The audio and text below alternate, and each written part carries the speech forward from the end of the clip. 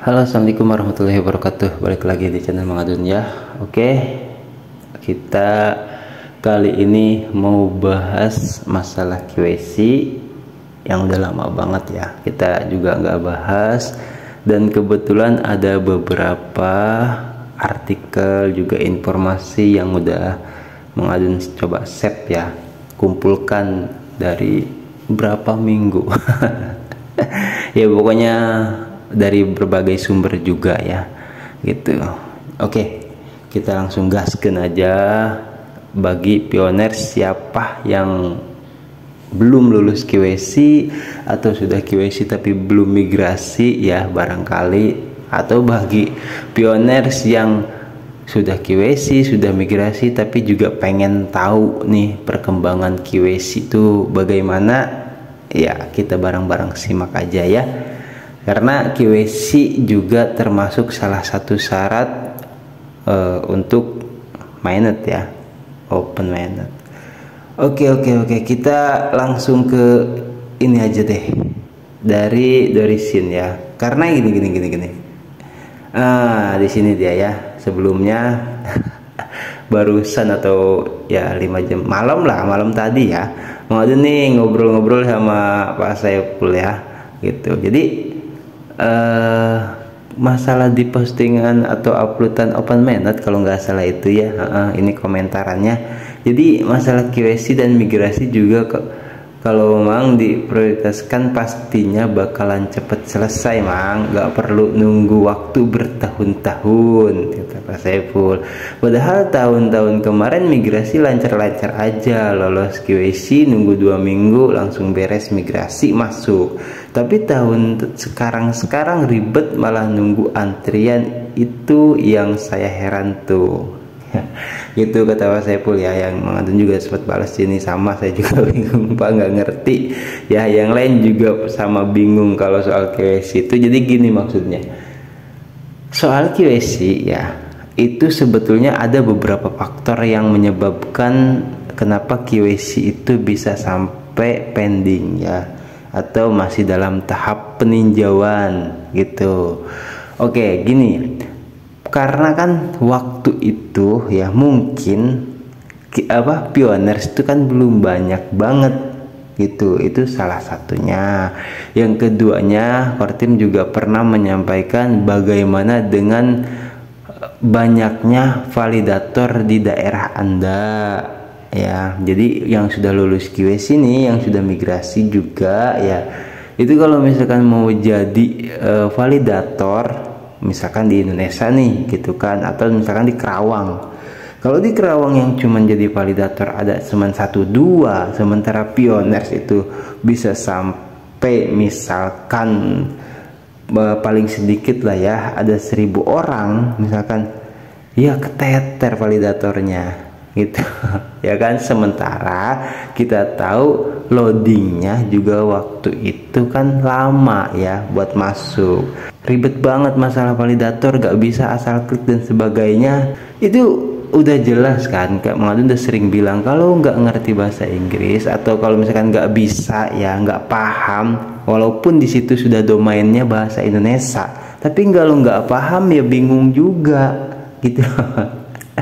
Ya buat mak-mak nih ya, kalau misalkan nggak ngerti nggak usah jadi validator. Khawatirnya salah klik itu malah jadi merepotkan Kortim, malah menjadi rancu ya gitu. Sistem dari AI itu malah membingungkan nantinya itu ya. Jadi validator terus masalah apalagi ya tadi itu. Jadi banyak hal yang menyebabkan QC menjadi pending itu, yang misalkan yang salah dokumen atau nih, kita bisa lihat di sini ya langsung deh dari Dorisin ya. Dari Dorisin, nah ini dia. Ini membalas komentar dari spesial KSK gitu kan ya. Terima kasih telah mengajukan pertanyaan untuk tim Anda. Oke, saran saya adalah tidak perlu khawatir apapun yang menunggu QC akan diselesaikan. Kortim sedang mengerjakannya. Ini perlu dicatat nih ya gitu. Analisis saya adalah 1 tahun sebelum core team masih meningkatkan KYC secara teknis. Ditambah lagi banyak aplikasi yang mengirimkan dokumen atau foto memiliki beberapa masalah, makanya ditunda. Namun core team mengatakan mereka akan membuka jalur untuk pengajuan ulang. Jadi tolong yakinlah, bukan hanya tim Anda, tim saya juga mengalami masalah yang sama. Oke, di situ jelas ya, gitu. Jadi jangan khawatir lah. Itu bener-bener loh. Dari sini menyampaikan core team bahkan atas nama gitu kan, di situ ada core team gitu. Itu sedang mengerjakannya yang pertama. Yang kedua akan mengirimkan untuk jalur pengajuan ulang gitu loh. Jadi kalau misalkan yang belum lolos KYC pending lama banget, nah nanti tuh akan ada gambar yang seperti ini itu ya, pengajuan ulang. Jadi itu diisi ya gitu, diisi lagi gitu kan. Pokoknya notifikasi di beranda dashboard ya, atau sering-sering cek di browser ya, di browser. Di situ nanti kalau misalkan ada formulir KYC masuk di kolom situ, cek aja deh. Pasti kalau misalkan udah wayahnya dapet formulir pengajuan ulang itu, maka cepat diisi ya. Tapi jangan lupa isinya yang serius gitu loh. Core team sudah juga melakukan yang terbaik kan. Kita jangan sampai main-main gitu. Datanya harus jelas, foto KTP-nya jangan buram, jangan berisik, dan di tempat yang pencahayaannya juga bagus ya. Udah sering banget Mang Adun sampaikan kalau soal ini ya. Oke, dan di sini Mang Adun juga udah ada sebuah artikel ya. Nah, ini juga lanjutan dari yang tadi. Pinus juga masih, ini mungkin yang sudah banyak yang tahu ya gitu. Tapi ini untuk mengingatkan juga, karena Mang Adun udah lama gak masuk sesi SIP ya, atau kumpulan informasi itu yang sekaligus gabruk lah. Nah ini khusus di KYC. Jadi Mang Adun bawa di KYC permasalahannya, pembahasannya juga gitu. Apakah kamu salah satu orang yang terjebak? Katanya Dr. Nicholas Kokalis mengatakan bahwa pada tahun ini 2024 upaya akan ditingkatkan untuk menyelesaikan pionir yang terjebak. Ditingkatkan tuh sesuai ya, bisa dalam artian diprioritaskan juga gitu loh, atau yang tadinya tuh nggak terlalu fokus akan difokuskan gitu. Dan atau misalkan yang tadinya loadingnya lama nih masuk KYC atau ada permasalahan apa, itu diselesaikan ya, walaupun tidak langsung pure bener-bener semua lolos KYC, nggak gitu ya. Core team punya pertimbangan sendiri soal itu. Oke, dan ini ada artikel yang mungkin dapat membantu ya untuk kita. Seperti biasa Mang Adun tidak mau berasumsi sendiri juga ya. Ini untuk kita pahami juga. Ini dari siapa ini artikelnya? Dari P-Blockchain ya. Oke, kita bisa baca sama-sama yang soal KYC itu lebih lengkapnya. Dalam roadmap volume 2, Core team disebutkan bagian-bagian KYC yang sedang berjalan dan siap dilaksanakan di masa depan. Sedang berlangsung versi sistem penilaian validator. Nah, versi sistem penilaian validator yang lebih canggih katanya, untuk membedakan validator terpercaya tingkat atas untuk melakukan tugas beresiko tinggi seperti tinjauan manual untuk melengkapi otomatis mesin yang dapat meningkatkan throughput KYC secara signifikan. Oke ya, itu jelas. Jadi ya, poin pertama di sini ya bisa kita katakan sedang berlangsung versi sistem penilaian validator yang lebih canggih. Jelas ya, di sini semacam ada pemilihan. Makanya validator nggak sembarangan gitu loh. Ada validator katanya nih yang terpercaya tingkat atas gitu kan. Itu mungkin yang sudah sering kali memvalidasi pioners gitu. Karena kan gini, ketika kita memvalidasi gitu, itu validasinya tuh sukses atau tidaknya dicek lagi di sana. Kalau misalkan benar-benar oh ini banyak yang berhasil, tidak main-main, validator tuh jadi meningkat gitu loh. Nilainya gitu di hadapan core team gitu kan. Nah ini akan diterapkan oleh core team, jadi validator tuh juga ada kelasnya lah, bisa dikatakan seperti itu ya. Yang mungkin banyak memvalidasi secara baik dan benar, dia akan naik kelas, dan yang mungkin ada kesalahan-kesalahan itu dipertimbangkan juga validatornya ya. Mungkin misalkan tadi itu sudah kelas 1, kelas 2, kelas 3 dan seterusnya ya gitu. Jadi beda kelas tingkatannya. Paham ya kalau soal itu. Oke, solusi untuk membuka blokir aplikasi QC dengan kolom data yang hilang dengan bantuan validator terpercaya. Tinjauan validator dapat diperluas untuk membantu membuka blokiran bagian lain dari QC seperti khusus, QC tentatif dan lain-lain. Nah, ini juga katanya tinjauan validator dapat diperluas ya. Jadi misalkan tadi yang di Kerawang nih, misalkan cuman bisa memvalidasi yang di Kerawang aja, itu akan diperluas menjadi misalkan se-Jabodetabek atau se-nasional ya, entah. Nanti bakal ada juga mungkin pembahasan soal ini ya, lebih lengkapnya. Terus sistem peninjauan sedang dibangun bagi pioner untuk mengajukan banding dan memilah alasan penolakan. Nah, di sini nih ya. Jadi setelah kita misalkan ada sistem banding gitu kan, dan di situ memilih alasan penolakannya ditolak tuh karena apa?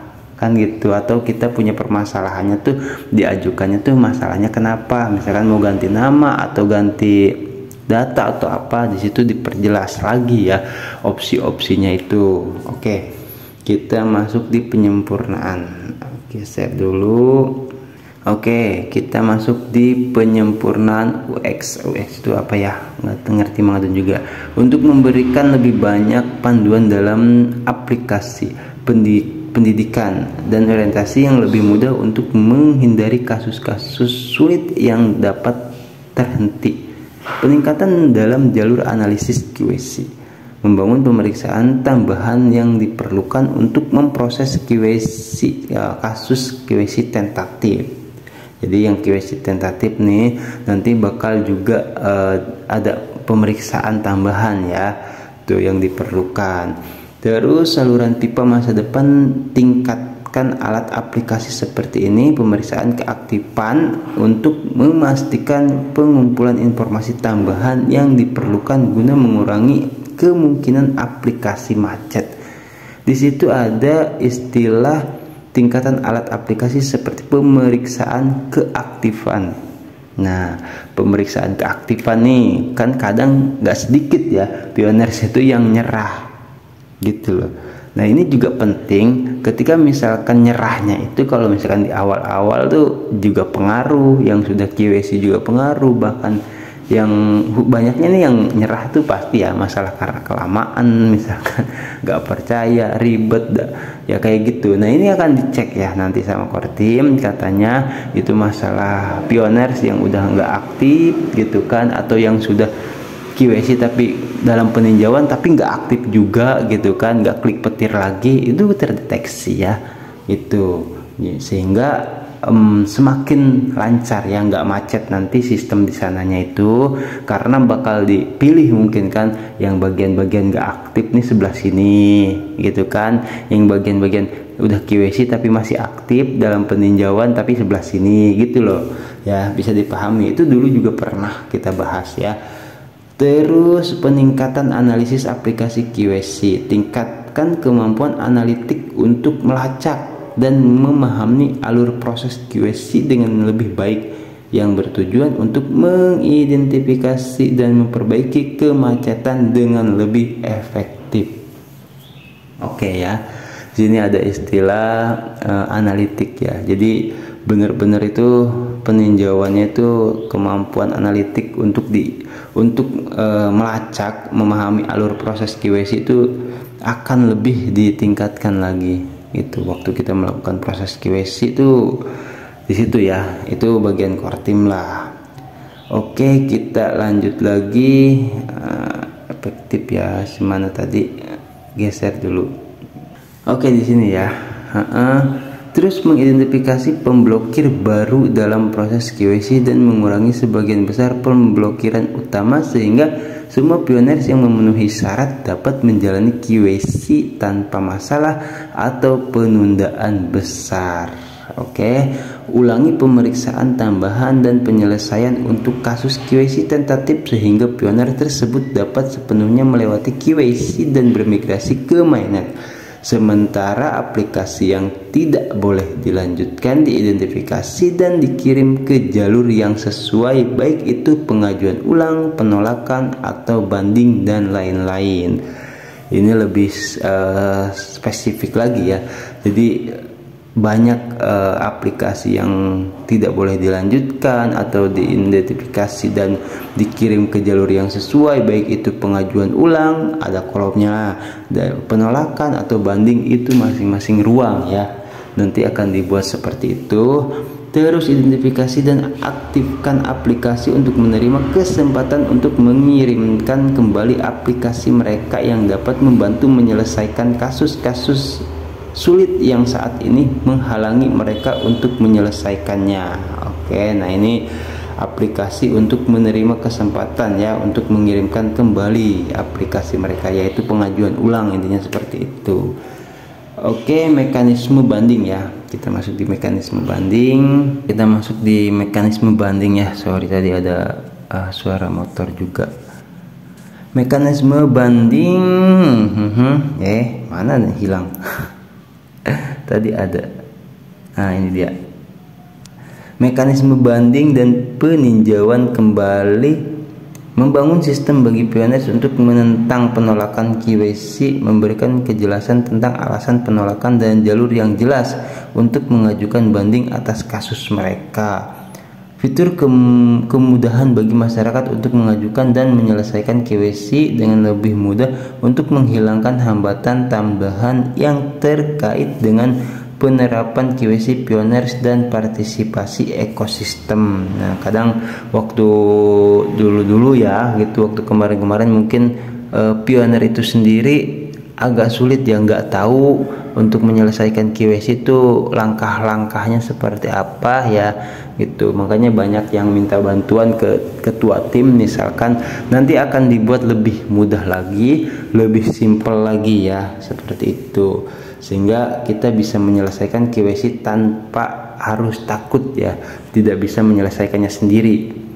Setiap langkah yang baru diidentifikasi untuk membantu dan mendukung komunitas untuk menerapkan dan menyelesaikan aplikasi mereka, menerima finalisasi pada aplikasi mereka dan melanjutkan untuk bermigrasi ke mainnet sehingga komunitas dapat mencapai tujuannya dalam mempersiapkan jaringan terbuka. Oke. Perhitungan dan pencairan hadiah fee validator QC dari kumpulan Pi yang dibayar oleh pemohon QC. Ya, itu soal perhitungan pencairan Pi ya, gitu. Hadiah Pi bagi validator kan ada hadiahnya, nanti akan dibahas juga ya.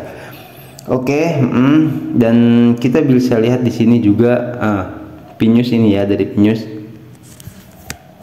tambahan. Jika terjadinya situasi seperti itu, tetapi operasi semacam itu ditakdirkan untuk gagal dalam PQC.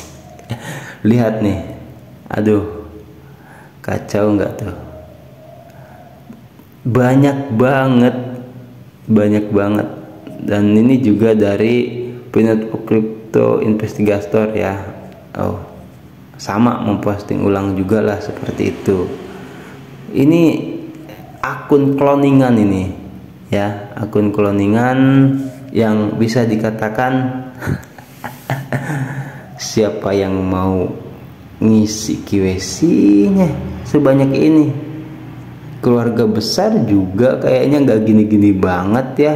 Aduh, jadi itu apa yang disampaikan oleh core team Dorisin juga, misalkan bahwasanya banyak yang mengirimkan data palsu, data salah dan sebagainya, itu karena oknum bisa, ketidaktahuan pioner juga bisa ya gitu. Maka ayo percaya, dan kata Dorisin juga bukan tim kita aja yang macet QC-nya gitu kan, karena kan aduh Planet Rock itu bukan di Indonesia doang ya, kita tahu, dan di seluruh negara kalau tidak salah waktu kemarin-kemarin itu ada di kisaran ya 150-an negara lah misalkan, dari 230 negara yang sempat disebutkan ya. Kita 100 negara aja dulu deh. Itu kan bukan orang sedikit gitu loh. Dari banyaknya pengguna jutaan ya, puluhan juta bahkan ya, jadi harap maklum aja. Kortim bekerja keras dari tahun ke tahun, bukan QC saja yang dikerjakan kan itu kan. Jadi ya kita harap lebih bersabar lagi di tahun ini. Katanya Dr. Nicholas Kekalis sedang ingin terus meningkatkan ya bagi para pioners yang belum lulus QC gitu, supaya lebih lagi bisa mudah dalam melakukan QC dan bisa lebih mudah mendapatkan undangan QC, atau yang sudah terjebak juga bisa segera lolos ya, baik itu melalui pengajuan ulang ataupun sistem dari sananya. Tapi perlu diingat ya, dari kitanya juga perlu ya, yaitu untuk memperbaiki segala sesuatu yang barangkali ada kesalahan sewaktu melakukan proses QC-nya. Oke, cukup jelas ya kalau soal ini. Dan kemarin juga ada Mbak Dinda juga sempat tanya, Mang gimana ponakan saya belum punya KTP gitu kan, ini buat tambahan. Jadi untuk aplikasi anak-anak itu belum ada ya, anak di bawah umur itu belum ada. Dulu pernah ada tapi ditiadakan dulu karena sudah banyaknya anggota pioner sekarang. Kalau dulu kan masih sedikit ya, masih dalam 100.000 pengguna, sekarang kan udah puluhan juta. Jadi Kortim mungkin memfokuskan untuk orang-orang dewasa yang benar-benar nantinya itu akan bisa mengoperasikan kinerja, misi dan visi Kortim ya dalam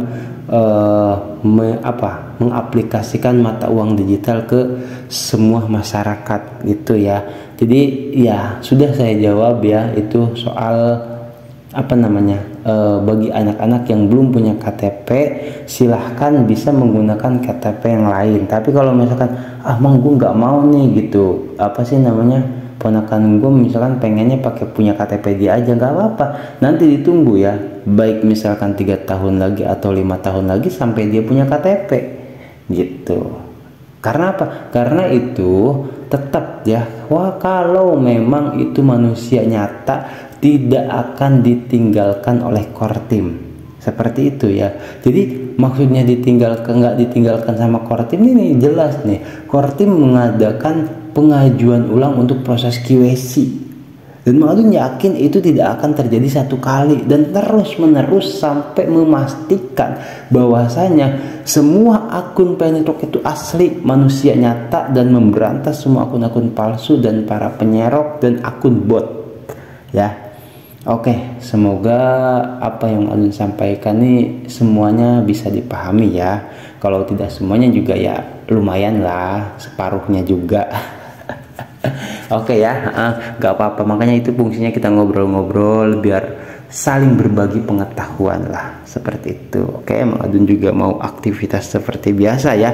Ini mungkin Mang Adun jadi seperti makan ya, 3 hari sekali, sarapan, makan siang, makan malam ya. Tidak apa-apa karena informasi itu terus lagi banyak-banyaknya kan, seperti Mang Adun katakan. Oke, thank you buat semuanya yang stay selalu di channel Mang Adun. Mang Adun pamit undur diri dulu. Semoga kita selalu berada dalam lindungan Allah Subhanahu wa taala, sehat selalu, lancar rezeki dan diberkahi dalam setiap urusannya ya. Wassalamualaikum warahmatullahi wabarakatuh. Bye bye.